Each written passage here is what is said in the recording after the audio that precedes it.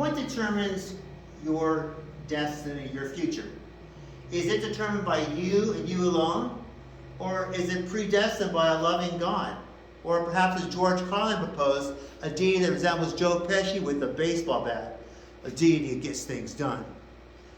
For 26 years, I had a floral business in New Mexico, and I thought that's my identity. I'm the flower guy. I thought that was my future, but I was mistaken. During a Toastmasters meeting, during tabletop, I was asked, how do you make a lasting impression on someone you meet for the first time? Well, my right hand started to shake uncontrollably. So I said, well, the way you make a lasting impression, you do the hokey pokey. Put your right hand in and you shake it all about, and shake it all about.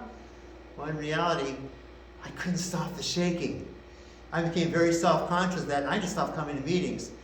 Next, I was being stopped by the police 3 or 4 times in 1 week for my erratic driving, which is alarming. But more alarming was having to entertain our local law enforcement. Wilbur, are we having a hard time deciding which lane to drive on today? What's going on here? Another police car pulled up, another. Yeah, a big old party where I got to walk an imaginary tightrope while touching my nose repeatedly. There are more police officers at my traffic stop than you find in a Dunkin' Donuts any given day of the week. Well, at my traffic arraignment, I told, Your Honor, I'm determined to find out what's wrong with my car. The judge slammed on the gavel and sent me on my way. So while I had a mechanic do a full inspection of my car, I was using a rent-a-car to get around. And to my shock, in the rearview mirror of the rent-a-car, I saw red and blue flashing lights. The officer who pulled me over said I was all over the road. The problem wasn't the car, I was the problem. So I was referred to a neurologist who did some tests. Well, Wilbur, I have some good news for you and some bad news. The good news is you don't have what you think you have, which is a bad case of the hokey pokey. Is it a joke? The bad news is you have Parkinson's disease, which caused the tremors and shaking. The difficulty of maintaining balance could attribute to your reckless driving. And as far as saying hallucinations like Joe Pesci with a baseball bat, I would just I would avoid those films. So I had to close my flower business, 26 years. No more car, no more business, no more income. What do I do now? Feeling sorry for myself, I complained to Kelly, my physical therapist for Parkinson's, and as she listened to me whine, she responded, wah, wah, wah.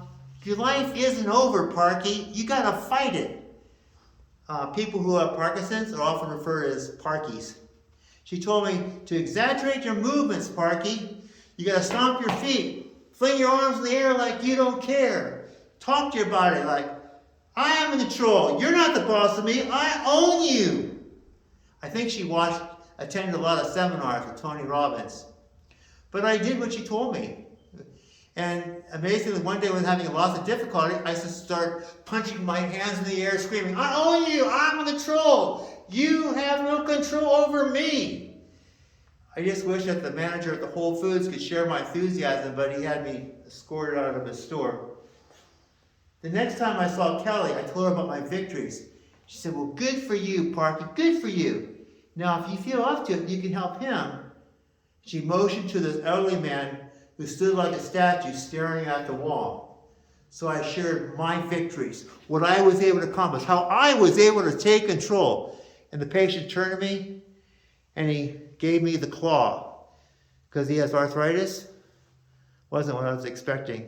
But then I realized it's not about me. How can I help others who also have Parkinson's, perhaps even laugh at Parkinson's? So I went from a place of being angry and bitter to acceptance. I went from being the flower guy to the Parky who now feels gratitude for the police officer who pulled me over, the Whole Foods manager who had me kicked out of a store. I even rejoined Toastmasters International, obviously.